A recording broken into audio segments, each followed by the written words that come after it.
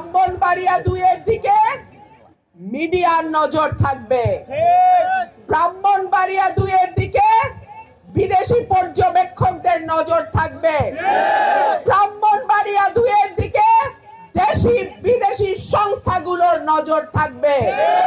সুতরাং কেউ যদি মনে করে একটা ব্যালট পেপারও তারা জাল করবে, তারা পরিষ্কার জেনে রাখো তাদেরকে সমুচিত জবাব দেবে আমার ভোটাররা।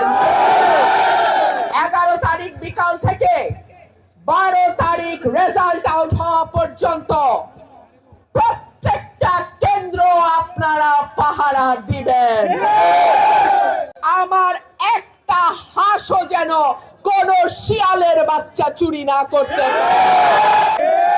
পুলিশ প্রশাসন সবাইকে স্পষ্ট বার্তা দেয়া আছে, যেখানেই যাই হোক না কেন ব্রাহ্মণবাড়িয়া 2টা যেন কোন রকম কোন কারচুপি না হয়।